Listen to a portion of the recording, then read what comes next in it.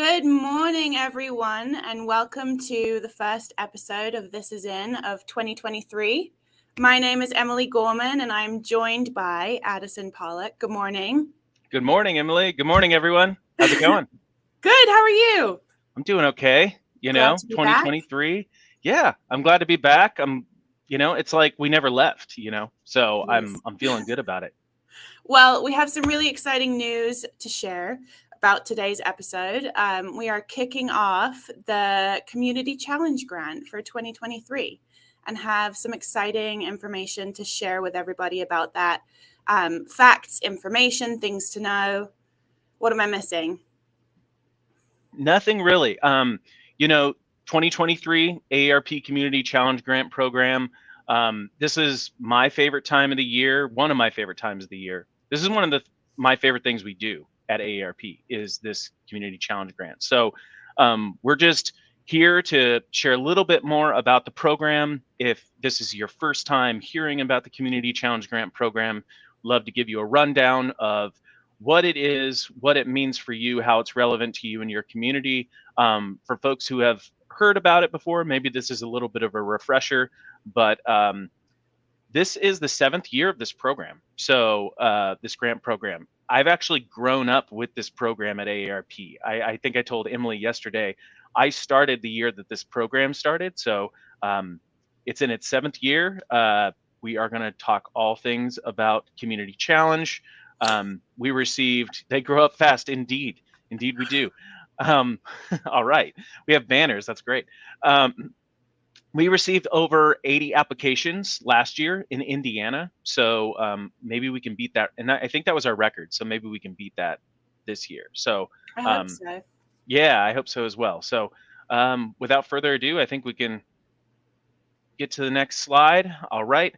So today's agenda, and I love the fact that we have a nice presentation we can show you all. I think in years past, we've just kind of gone over this orally with everyone and just described it. Now you can visualize it, and if you need to take screen captures or pause the video to review something, please do that. So our agenda today, we are going to talk about AARP Livable Communities, what the Livable Communities program is at AARP, about the Community Challenge Grant, this year's Challenge Grant program, and then answer any of your questions. So we are streaming this live right now. If you have any questions, drop them in the comment section below, and our producer Dan can put those up on the screen. But if we don't get to your questions today, we'll try our best to answer them once this is archived on our Facebook page and YouTube channel. So next slide, please. All right. So as Addison said, we're going to go over a little bit about the background of what Livable Communities is, share some information about that and how it all started. So AARP Livable Communities supports the efforts of neighborhoods, towns, cities, and counties nationwide to become more livable for all. And we believe that communities should provide safe, walkable streets, affordable and accessible housing and transportation options, access to needed services, and opportunities for residents, especially those age 50 and older, to participate in civic and community life. I think the quote on the slide there is really important. By 2034, there will be more people over 65 than under 18 for the first time ever, which is a pretty profound statistic, I think. Indeed. So AARP has offices in every state, the District of Columbia, Puerto Rico, and the U.S. Virgin Islands, and is working with local leaders in the more than 700 communities that are part of the AARP network of age-friendly states and communities. Our vision is for a future in which all communities, urban, suburban, and rural, are great for people of all ages. Next slide. All right. So the AARP Community Challenge Grant. This is a program that is really, it's really in place to create great communities where we can live live in our homes and community as long as we choose. We know it takes time to build great communities, but we know that these quick actions that we take, they add up, right? They can create and spark long-term change. So this great grant program is it is in place to make communities even more livable. at the margin for people of all ages, but really focusing on those tangible improvements that jumpstart long-term change. So we're looking for things that are not only great to have in the community, but can spark and lead to longer-term, more sustainable change in our communities. So please keep that in mind, because it's definitely a principle of the program that we definitely look at the applications through that lens when they come across our desk. Next slide, please. So just a little moment to celebrate all of the stuff that has happened in Community Challenge over the first 6 years. $12.7 million has been given away in grants through nearly 1,060 grants in our nearly 700 communities, reaching an estimated 100 million people, which I think is incredible. And I can't wait to read the grants that come in this year and help, even more people than that. It's really exciting. In Indiana specifically, just to share some of our numbers here, we've done 19 projects in Indiana over the last 6 years, 5 in 2022 alone last year, with estimated $300,000 invested in Hoosier communities, which is also a pretty amazing number. Goodness. Wow. Next slide. Yeah. So as Emily mentioned, we care about communities of all shapes and sizes. So we want to make sure that our grants are going to communities of all types. So these are national figures here. These are based on past grant distributions. It's not a formula that we, distribute the grants through. This is just basically how it's shaken out thus far. So nationally, 40% of the grants have gone to urban communities. 40% have gone to rural communities, which is great. And then we have a nice split there. And then about 20% have gone to suburban. In Indiana, we ran some numbers yesterday.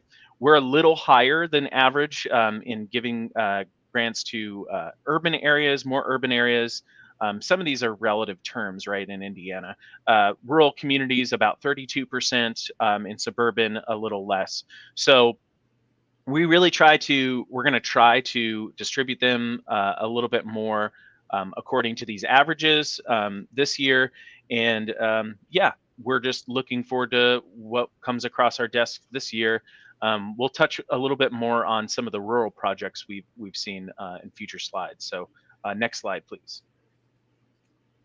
All right, so the dollar amounts. Since 2017, our average grant amount is around $11,900, and 83% of grants have been under $20,000. While AARP reserves the right to award compelling projects of any dollar amount, the largest grant that was ever given away was $50,000. And you can see across the chart there the percentages of grants that have been awarded over the years. And it looks like the sweet spot is right in the middle there of the $11,000 mark, which I think is amazing. It is. Next slide. I was just going to say that's probably the most important slide. One of the most important slides. It's a question that we get asked all the time, is like, how much should I be applying for? So Emily kind of touched on that sweet spot. A little less than 20,000, 11.9 was the is the average. So commit that to memory. About the Community Challenge Grant, we have made plenty of tangible improvements in communities across the United States. In the first 5 years of the program, 800 grantees installed over 25,000 tangible, permanent, or temporary improvements to their communities. And they've also delivered around 3,500 resources, activities, or programs, which are also important. Notice that we put a lot of emphasis on the permanent or temporary projects in communities.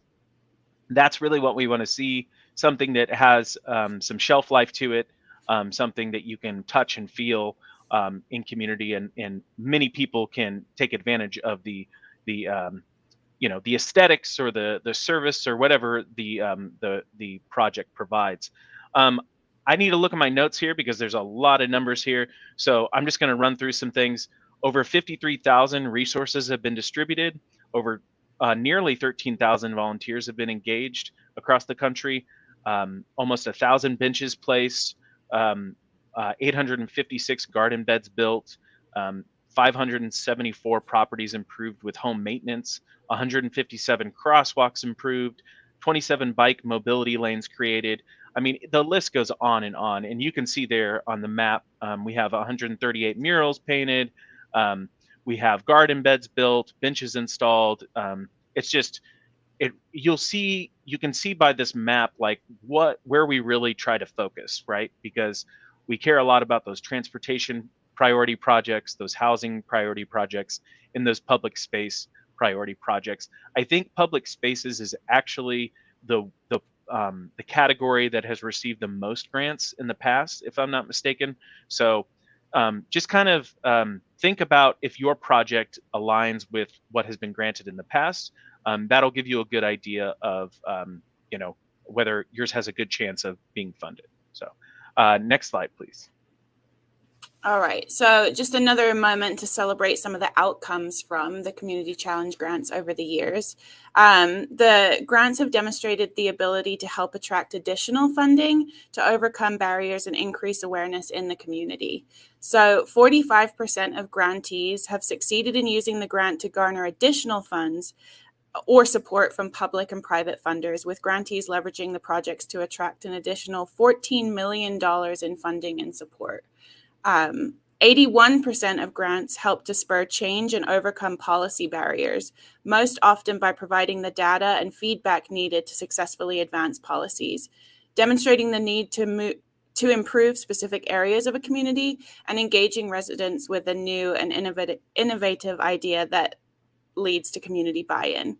100% of grantees have seen greater overall awareness of and engagement, including increasing community recognition of their work.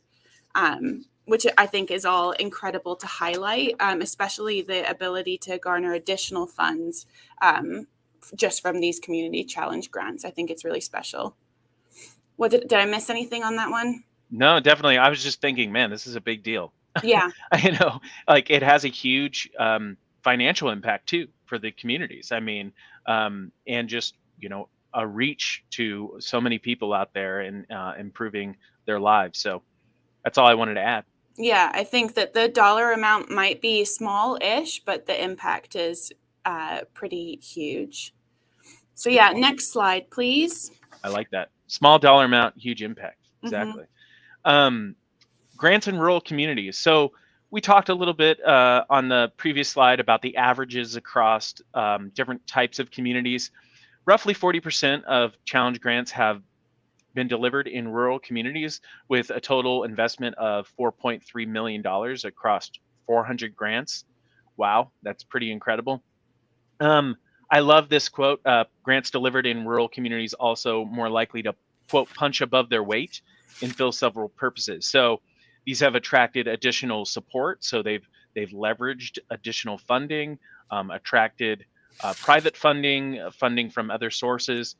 They've generated momentum, right? So these are grants that fill that fit the purpose of this grant project, right? They spark additional change. They generate momentum, and then filling small scale capital needs. So these are projects in rural communities that have tended to be more permanent in nature and improve gathering spaces and things like that. I just wanted to point out a few really all-star projects that we have seen here in the Hoosier State. In 2021, the city of Kendallville, debate as to whether it's more rural in nature, one of our smaller communities, they transformed an abandoned lot in their downtown area. I think it was a brownfield at one point, actually. And I could be wrong about that, but they transformed this lot and made it more of a community gathering space with seating, a place where food trucks can come, and they host sort of community events there. I think they even show films there. Really cool stuff. And we interviewed the mayor of Kendallville a couple years ago. So that should be on our Facebook page if you're interested in learning more about that project. In 2021, we also gave a grant to Lagodi. I love saying Lagodi. Is a rural community. Our friend Jessica down in Lagodi came on and talked about their mural project and how that was on a building that was being repurposed and sort of flipped for community purposes and business purposes, which was really cool. And it was so neat just to hear about the community pride that comes around a mural. So, I mean, you might think a mural is kind of it's a small project, but it makes a big impact, right? And then last year in the city of Seymour, shout out to John Mellencamp, Anchor House Incorporated put together an awning for their food pantry. So patrons who are utilizing the food pantry services, they don't have to wait in adverse conditions if it's raining or whatever, or there's the sun rays, whatever. They are sheltered from all of that in this new awning, and they also incorporated a mural. So just wanted to highlight some of the really cool things that we're seeing in rural communities across Indiana. So we'll keep an eye out for those projects as they come in this year as well. Next slide, please. I love a mural. That's my favorite thing. I do too. Very cool. They really do just make everything brighter and happier. Yes. So we mentioned a little bit earlier about these community challenge grants being implemented in our age-friendly communities. And so since the grant program's inception in 2017, 382 grants have been delivered in 186 different member cities or counties of the AARP network of age-friendly states and communities, which is amazing. Grants delivered to locations that are age-friendly. Members also demonstrated that they are more likely to advance policy change, overcome policy barriers, and spur replication. And so, Addison, were you telling me yesterday that in Indiana, it was Fort Wayne, our age-friendly community, that received a grant? Yes, Fort Wayne, the only current age-friendly community in the state of Indiana who has received a grant. They've actually received several grants prior to becoming part of the age-friendly network, and then one since coming online. Wonderful. Yeah, I think that's everything for this slide. We can click to the next one. Perfect. One of the things that we look at when judging the applications that come through is how projects engage the 50 plus community, right? Whether it benefits the 50 plus community, whether it engages volunteers that represent the 50 plus community. We're also committed to diversity and equity and inclusion. So projects that incorporate this lens, right? So projects that focus on multicultural audiences, that benefit multicultural audiences, or engage volunteers that reflect a multicultural audience. So DEI is very important to what we do. Between 2021 and 2022, over $1 million in grant funding was awarded to projects that directly focused on improving these communities. So definitely something that you want to consider, seeing if your project reflects this criteria. Next slide, please. All right, so arguably the most important slide of all. I hope everybody has the ability to take a screenshot or a picture, because these are all of the important dates to remember. And not stated on here is that today is the first day that applications can be submitted for the Community Challenge grants. And so there are 8 weeks where we can take applications, ending on March 15th by 5 p.m. Eastern time. So 8 weeks to get your application submitted to us, and we'll show you how to do that in a couple slides here. In May, all of the applicants will be notified of their status via email. And then by June 14th, MOU forms will be completed and returned by grantees.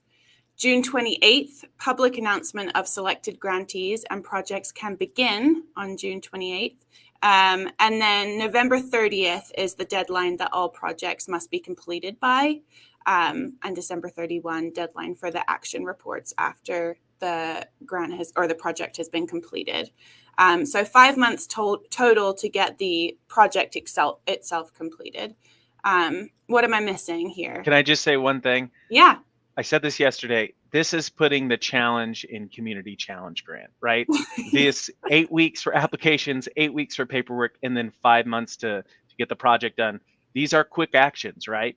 I wish we could give more time, but the the announcement has moved further and further up in the year over the years. I think we used to start in late spring, maybe early summer.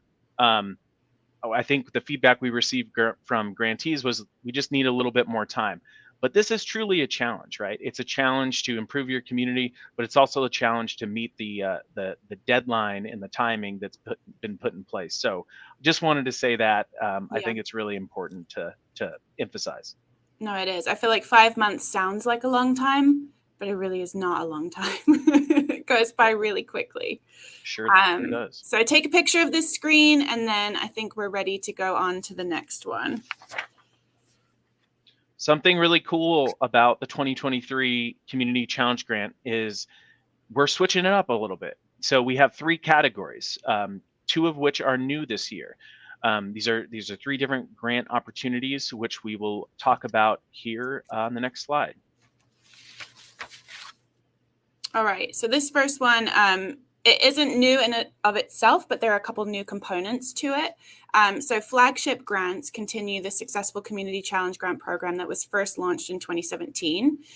These are the grants that offer a broad opportunity for communities to apply for funding and to be creative across all of these categories listed here. The 2 new categories are the Digital Connections one and the Community Resilience one. And Addison, did you have an example of a Digital Connections one, just so people know kind of what that category covers? Sure. Yeah, one project that we really loved that I think it was 2020. Did the years start to blur after you've been doing this for 6 years, 6 going on 7? It was Sustainable Muncie Corporation, which we have an interview with them in our archive somewhere on our Facebook page. But essentially, the project was putting together some broadband access in the city of Muncie. Sustainable Muncie Corporation owns this giant community space called Mad Jacks in downtown Muncie. And what the grant went towards is providing broadband services to that community space where folks can come and use the internet free of charge.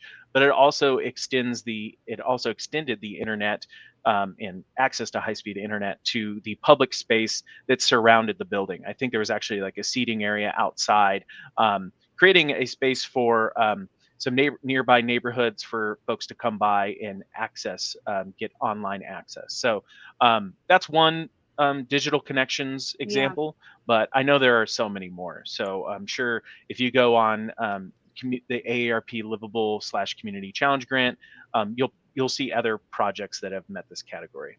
Yeah, thank you. And these grants are the ones that have ranged from several $100s to thousands of dollars. And so this is the range we were talking about earlier under this category. We can go to the next slide. All right. So one of the new categories or new grant opportunities is the capacity building microgrants. This combines $2,500 in grants with additional resources. So you might be asking, what are these additional resources? That's more like technical assistance. So webinars with national experts, cohort learning opportunities, up to 2 hours of one-on-one coaching with one of these leading national organizations, and then access to our AARP livable publications and some guidance on how to use those publications. So micro grant applications will be accepted for 2 categories.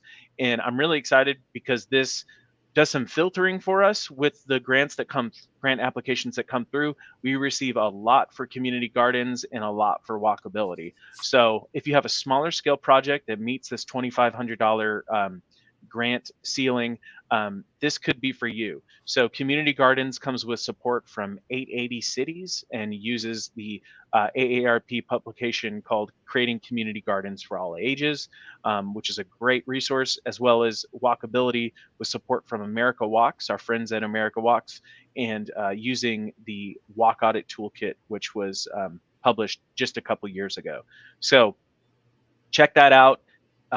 Even if you don't have something in mind, maybe these 2 categories, maybe you want to do something small scale, this might inspire you to submit an application. So we encourage you to do so.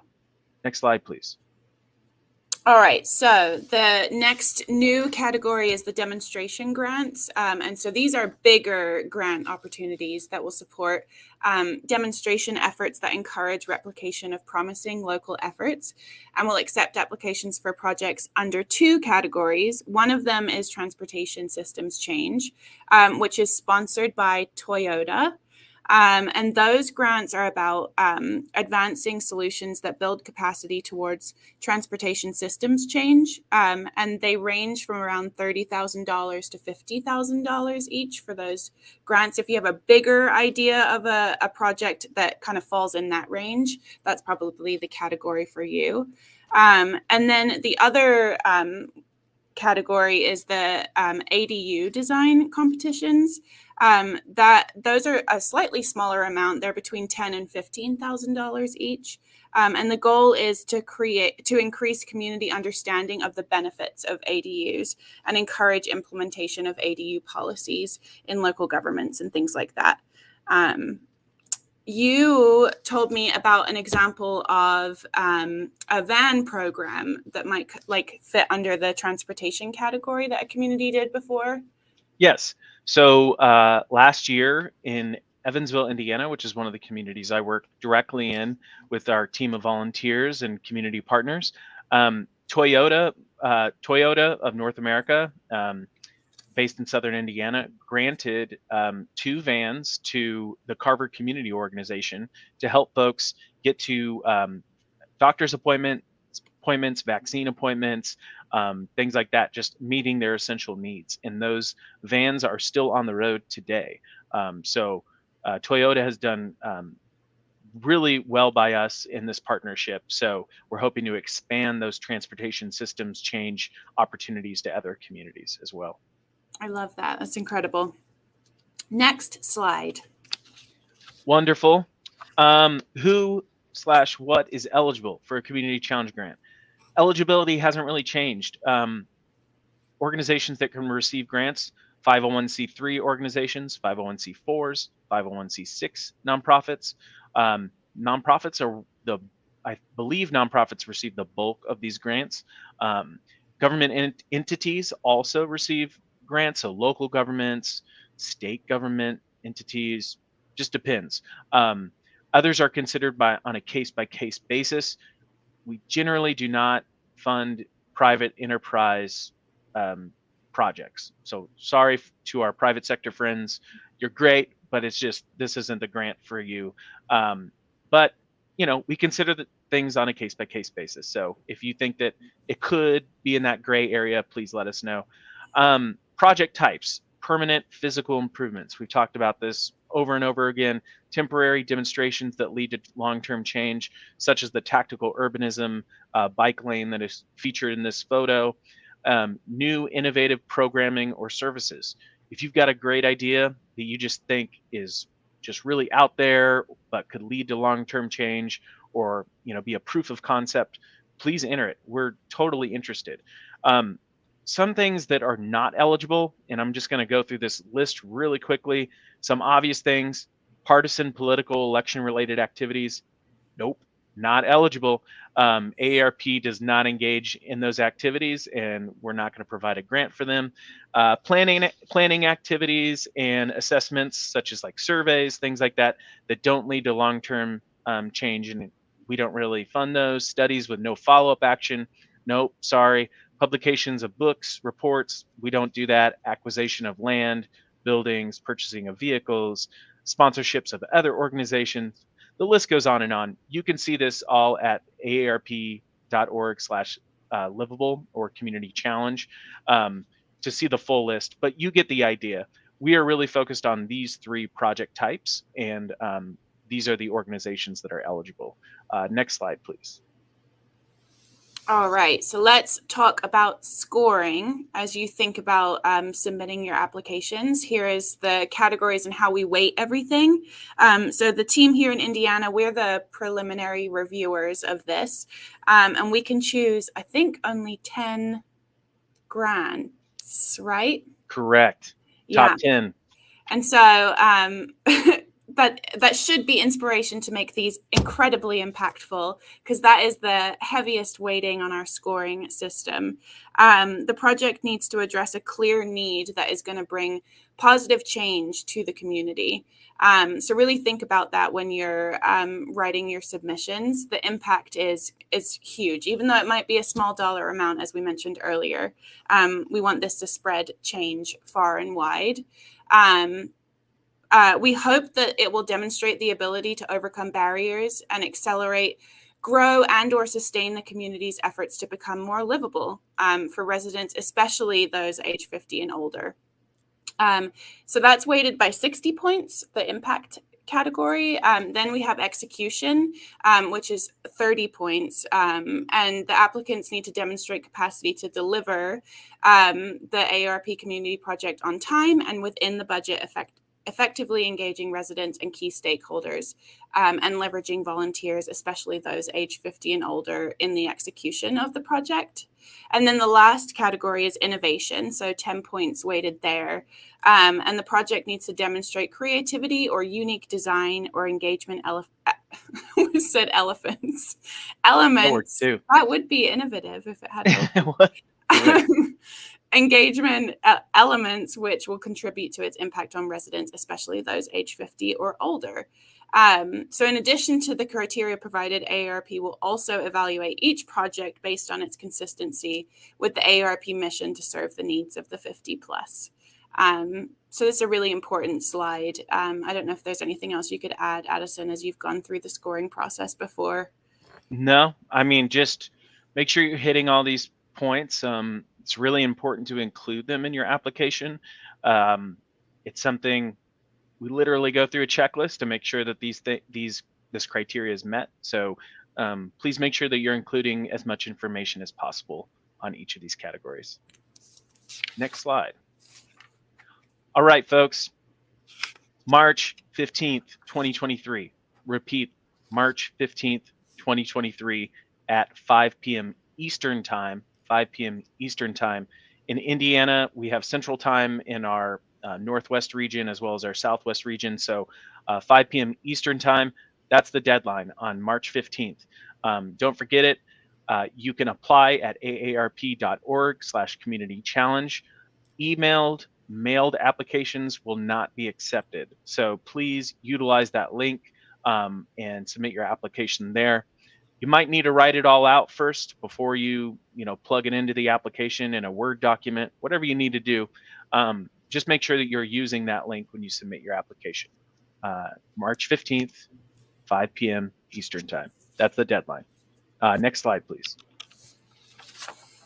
So here we are at the end of our presentation. And we can, I should emphasize that today the website is live. You can submit your applications if you were already ready and waiting for this day.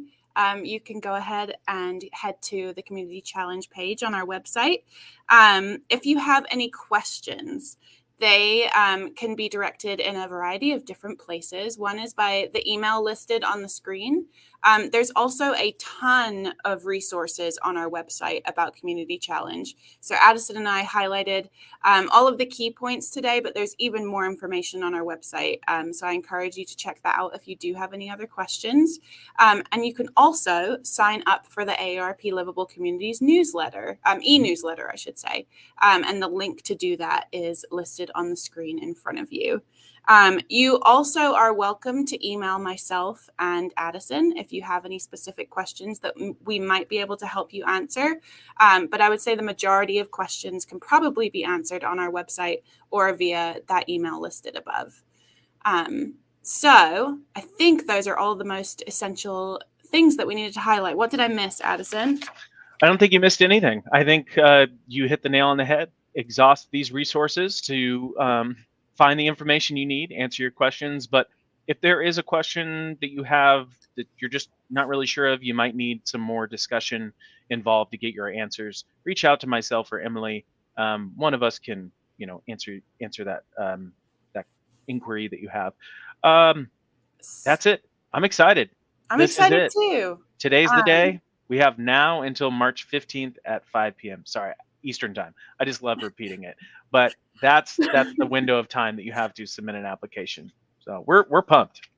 And I think, you know, if you're somebody that maybe struggles with thinking that you don't have a creative idea or things like that, if you check out our website or email us, there's a ton of examples of different projects that have happened that I find inspiring just reading through. And so I'm sure if you're thinking of ways to brighten up your community and, you know, make the spaces better, we have tons of examples we can give to. I just wanted to make sure I said that. Absolutely. I don't think I have anything else to add. Good luck, everyone. Yeah, we'll see you next time, I guess. See you next time. Thank you. Bye.